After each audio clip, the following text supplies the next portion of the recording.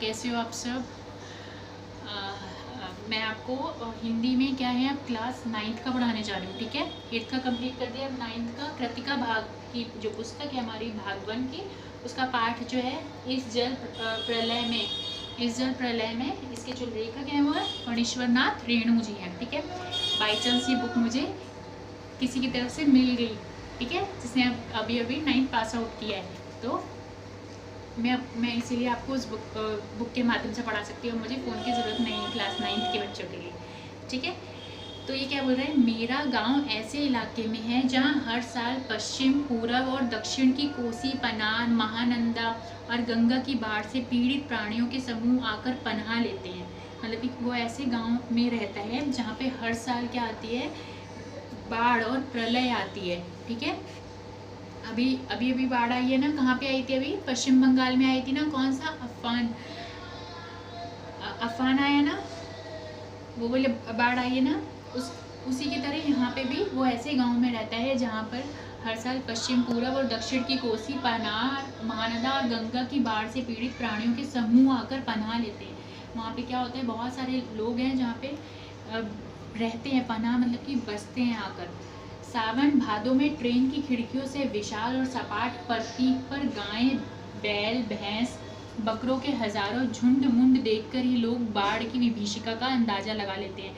जब हमारा सावन का महीना आता है तो वो ट्रेन के बाहर से ही और विशाल सपाट पड़ती, जैसे गाय, बैल, भैंस, बकरों के हजारों झुंड मुंड देखकर ही लोगों इसका अंदाजा लगा सकते हैं कि इस बार कितनी ज़्यादा बाढ़ आने वाली है और उससे कितना ज़्यादा नुकसान होने वाला है। पर्ती क्षेत्र में जन्म लेने के कारण अपने गांव के अधिकांश लोगों की तरह मैं भी तैरना नहीं जानता। वो कहता है मुझे भी तैरना नहीं आता, अगर बाढ़ आ जाएगी तो मुझे नहीं पता मैं कैसे तैरूंगा।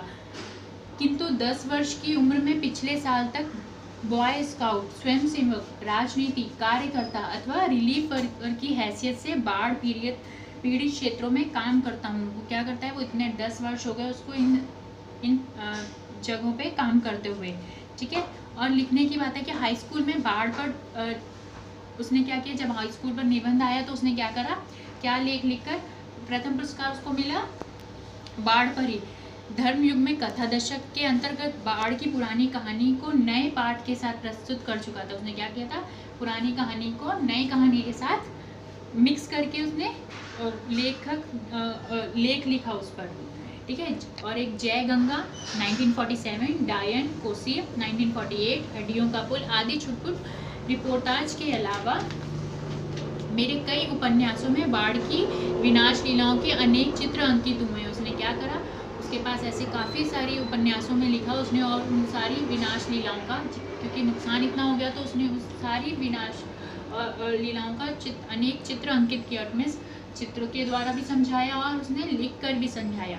किंतु गांव में रहते हुए उन्हें बाढ़ से घिरने, बहने, भसने और भोगने का अनुभव कभी नहीं हुआ था।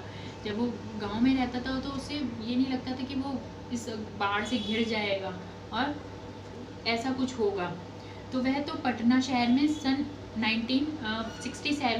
1967 में ही हुआ, जब 18 घंटे की अविराम वृष्टि के कारण पुन का पानी राजेंद्र नगर, कक्कड़बाग तथा अन्य निचले हिस्सों में घुस आया था।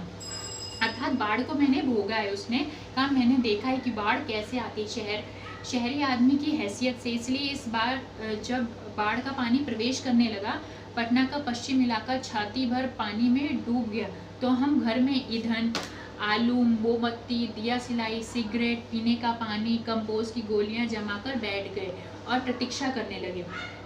वो इन सब चीज़ों का क्या करना, उन्होंने हर चीज़ को क्या करा, स्टोर करने लगे, क्योंकि उन्हें लगता था कि अब अगर बाढ़ आएगी तो हम किसी चीज़ को कैसे खाएंगे, पिएंगे, कैसे कोई चीज़ यूज़ करेंगे। तो उसने हर चीज़ को बाढ़ आने के अंदाज से पहले ही उन्होंने हर चीज़ को स्टोर करने लगा अपने घर में। हर चीज़ की, खाने का, ईंधन हो गया, दिया सिलाई, क्या क्या चीज़ें ज़रूरत पड़ेंगी उन्होंने फिर क्या करा, इन सब चीज़ों की अरेंजमेंट करके पहले ही रख लिया।